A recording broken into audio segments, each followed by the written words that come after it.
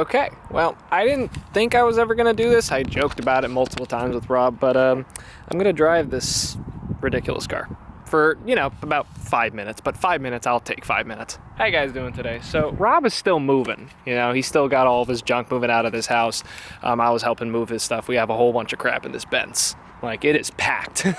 Look in here. That barely shuts. And then we got a bunch of crap in there as well. But regardless, we got to move this vet over to the old house.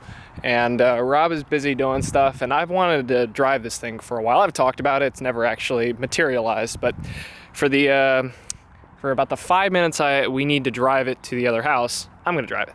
So I'm curious to see if A, I'm going to stall it, or B, blow it to smithereens. I know that the car doesn't have fans right now, because apparently they're not triggered or wired or some other nonsense, but the fans aren't kicking on, so we're really not going to drive it above $3,000. But for the 5 seconds I'm going to drive it, I get to drive my boss's car. And I've kind of wanted to do that for, well, a long time. So let's do that. I'm going to mount a GoPro inside so you guys can see me and I'm not holding the camera like this the whole time when driving someone else's car, because that wouldn't make any sense at all. That's the only Ferrari at the moment I can really afford, and I don't even fit in it. Jimbo driving Rob's Corvette. Take one.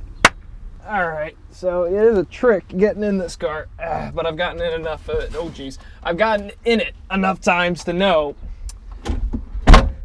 that you go ass first. Jesus. Oh, it's all wet. Rob, you don't take care of your cars. You probably forgot this jacket even existed, so I'm just gonna, my ass is not getting wet. It's still wet. There's no clutch switch on this car, so wait for AEM to turn on. We got nothing, actually. The battery's not on. Okay, I knew this was going to happen at least once.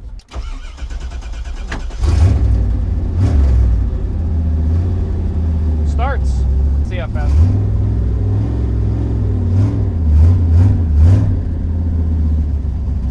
If I don't stall this, it'll be impressive. I don't plan on it, but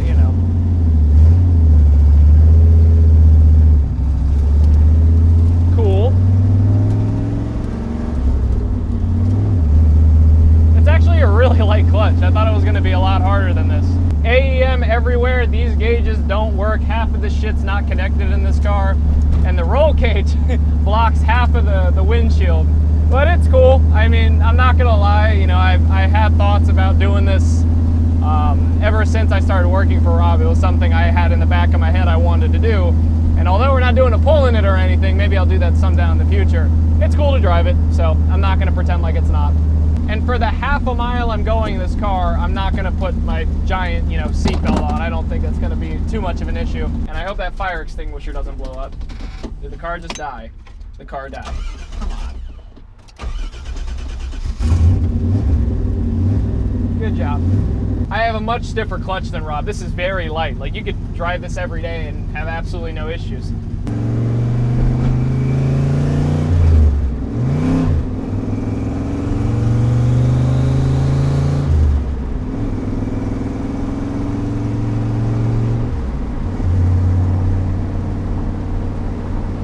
Yeah, you could drive this every day. It's much quieter than my car. Much quieter than my car. That has to do with, obviously, the turbo. It muffles a lot of the exhaust noise, but this is much more manageable than my car. My car just sounds like just pure noise all the time. It sounds good.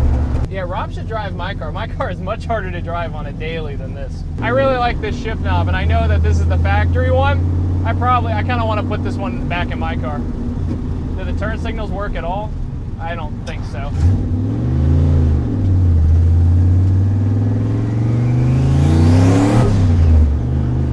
Holy shit, now that's cool.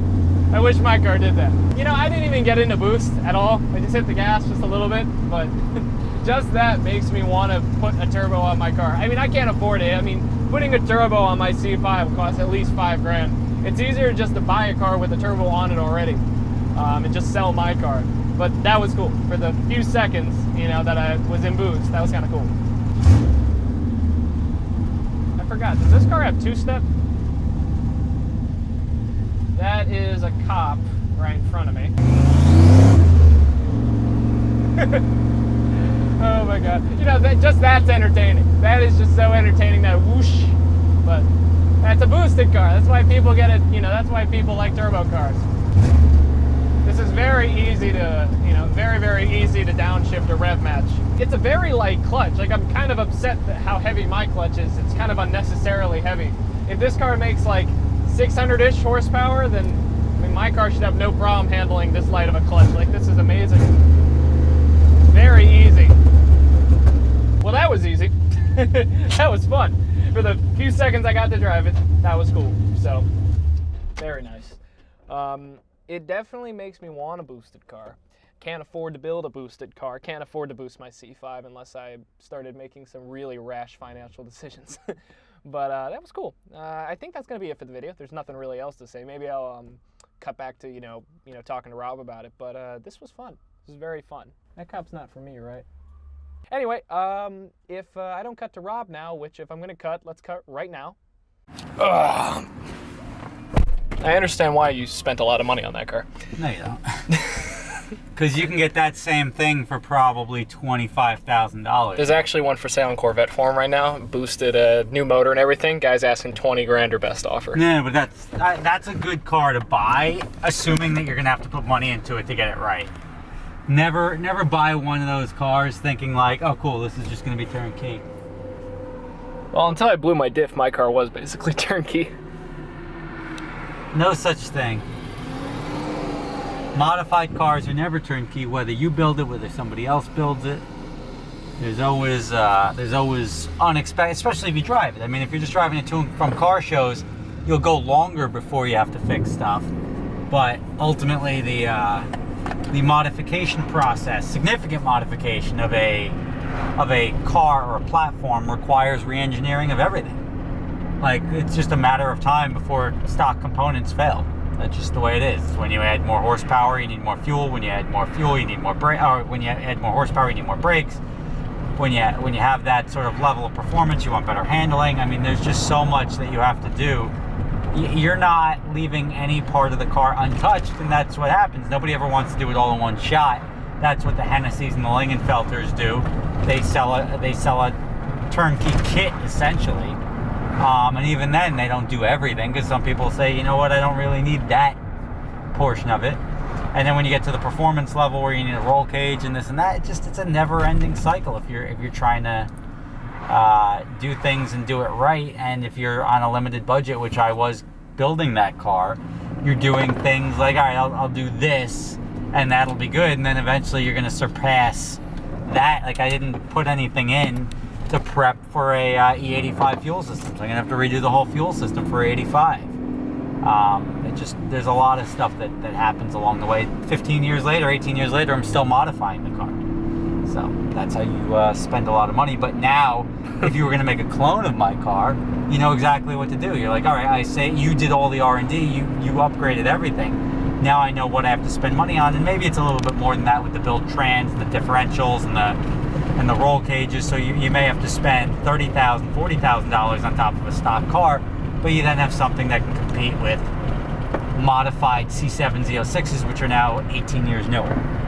Yeah, but anyway, I think I'll end the video there. For the 3 minutes that I drove that car, it was fun. You know, just in first gear and second gear a couple times when we were coming up to a stop, well, not coming up to a stoplight, but after a stoplight, I gave it just a little bit of gas, and I felt it like start to come in a boost, and I understand why people like it. You gotta get into boost, though. No, that shit was amazing. It was really good. But luckily you drove the car for the perfect amount of time, because recently anything after 3 minutes it seems to break. Yeah.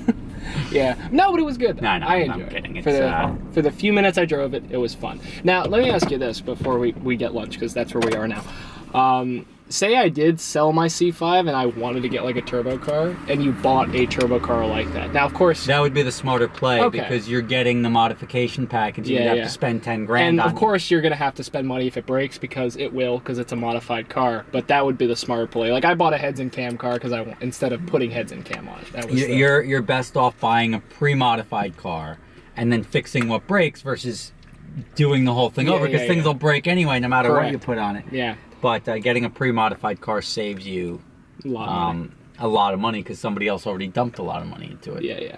it's like buying a renovated house. You don't have to do all the renovations over again. Why you didn't just you have to do change. What? Why didn't you do it? All All right, thank you guys for watching. All y'all have a fantastic day. Fantastic day. It's Jimbo.